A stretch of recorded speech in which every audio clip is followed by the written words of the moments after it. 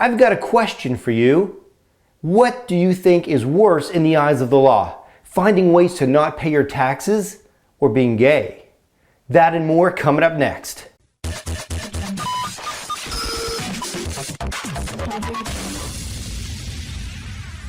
Good Mark TV morning, and before you try to come up with an answer to that outrageous question, I want to share with you a couple stories that are going on right now. First off, if you haven't heard, there's been a huge data leak out of a law firm based in Panama. Over 5 terabytes of data have been leaked to the press, and they've been termed the Panama Papers because the law firm Mossack Fonseca is based in Panama. This law firm specializes in helping the super rich set up offshore accounts where they can move their money to avoid paying taxes on it. Now, although everybody knows about offshore accounts, and they probably have a pretty good idea that the super wealthy are hiding money in this, it was kind of never made official. I mean, nobody really knew what was going on, and everything was kind of quiet because what we don't know, we can't complain about. But then all of a sudden there's a huge data leak, and guess what? People get named. Everyone from politicians to professional athletes, actors, celebrities, you name it, they're probably being mentioned, even if they're not actually doing it. The public outcry towards many of these individuals was so bad that they had to start defending themselves as to their actions, and guess what? The Prime Minister of Iceland even had to resign because of it. But here's what's interesting. None of this is illegal. Now, of course, some people can be doing illegal things. Moving money around between offshore accounts can be used for money laundering, smuggling, or all kinds of debauchery. But these individuals weren't doing that. All they were doing is simply trying to protect their hard-earned money, which seems to be a common theme here. A lot of them, when encountered with this accusation, were saying just that. They've worked really hard for their money, and it's their right to keep it. To which I have to wonder, does the single mom who's working 3 jobs to keep food on the table or kids' clothes and pay the rent, does she not work really hard for her money? Well, I'm sure she does, if not harder. But then she has to give up her fair share for taxes, which the super wealthy apparently don't have to. I guess the only difference is who has the ability to get the resources to hide their resources.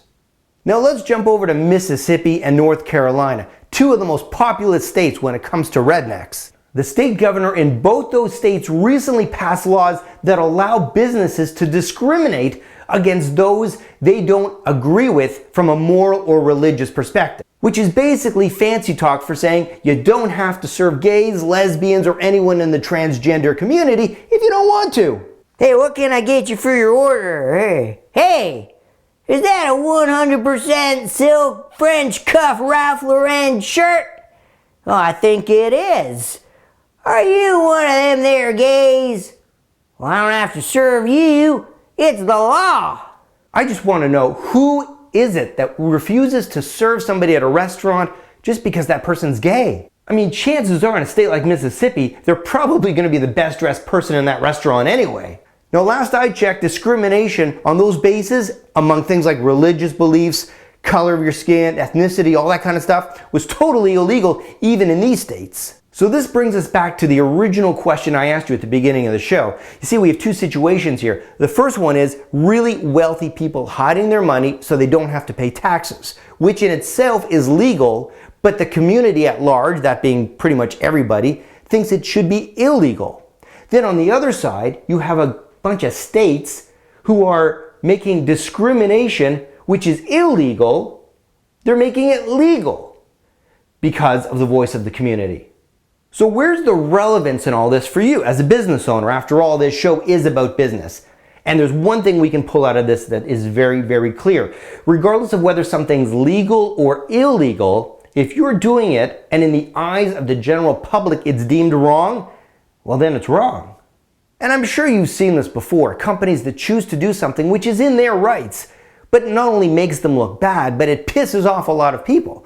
Whether it's displaying a big sign on the side of the road that blocks traffic, or implementing some kind of service policy, or whatever it is, there's so many things that businesses do because they can, because it's legal, even though it's just plain stupid.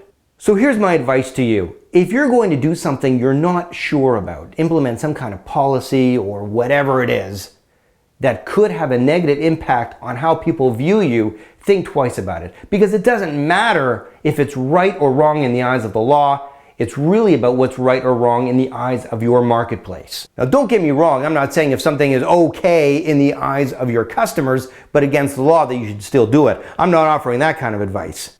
Kind of seems like common sense, doesn't it? Now, if you have any questions or comments about this show, and I'm sure you do, post them down below. You know I will answer them, as I always do. So until next time, I'm Mark Gordon, and you've been watching Mark TV. Hey party people in the house, if you like this episode and want to see more, and who wouldn't, all you have to do is click subscribe, and every time a new Mark TV episode goes live, you will get notified of it. So make it happen. Be a part of the Mark TV community and click subscribe.